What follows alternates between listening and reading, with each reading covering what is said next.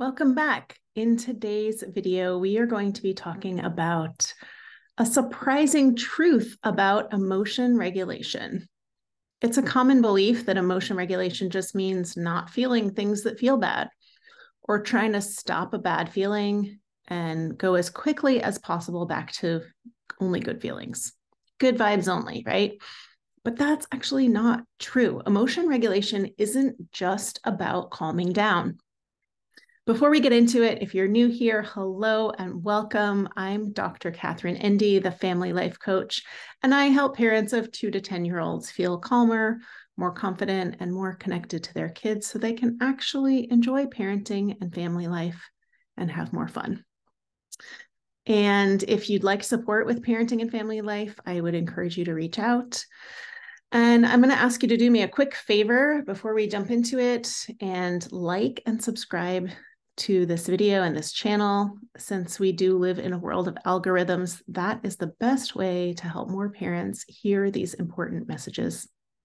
So I would very much appreciate your help spreading the word by subscribing to this channel and sharing this video. Thank you so much. So, okay, emotion regulation.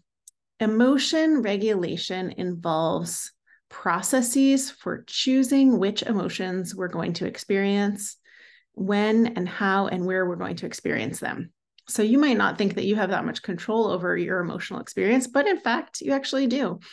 And there are a lot of ways in which we are regulating our emotions on a regular basis that we're not even consciously aware of. For example, say you're in a meeting and maybe you're looking at something on your computer or scrolling your phone, maybe you're not supposed to be, but you come across something really funny and you know it's not appropriate to laugh in that meeting, so you stifle the laugh.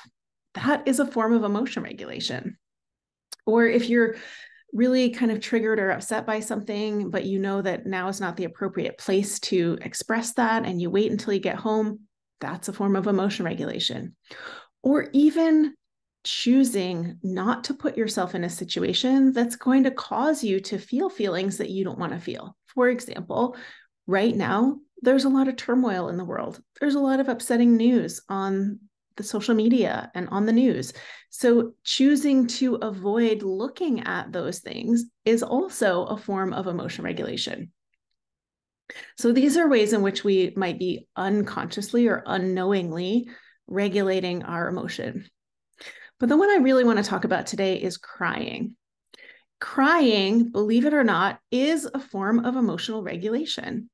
So oftentimes when we are dealing with children, most of us are parents.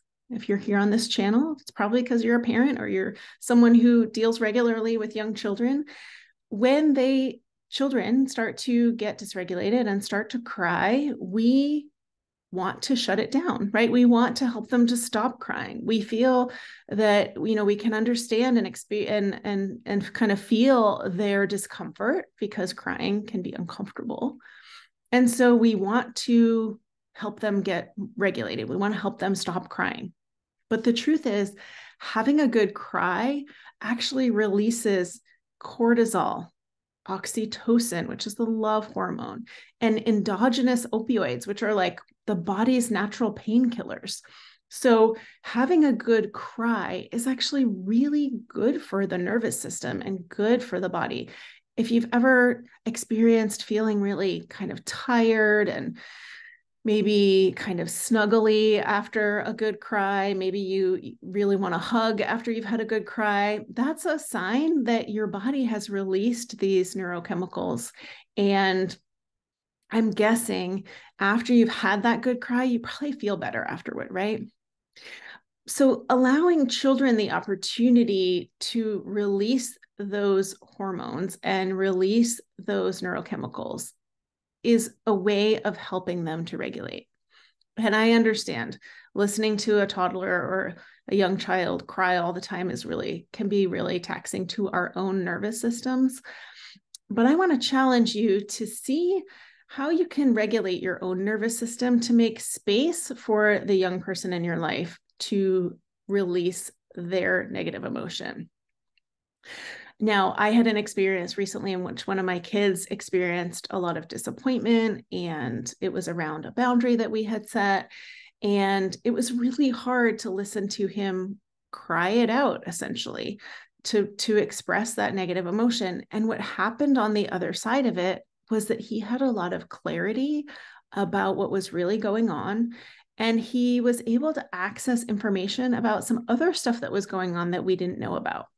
So the ability to, I sometimes say, wring the emotional washcloth, let out all that negative emotion, actually allowed space for some new stuff to come in. And he actually felt better afterward. So I want to remind you that although it is uncomfortable to sit with a child who's crying and experiencing disappointment or sadness or anger, frustration, whatever it is, that negative emotion can be difficult for adults to sit with. But if you can regulate yourself and make space for your child to have those emotions, I promise you they will feel better on the other side of it. And that's a way that you're developing trust and connection with your child that's going to last their entire life. So give it a try. Let us know in the comments how it goes, and I'll see you in the next video.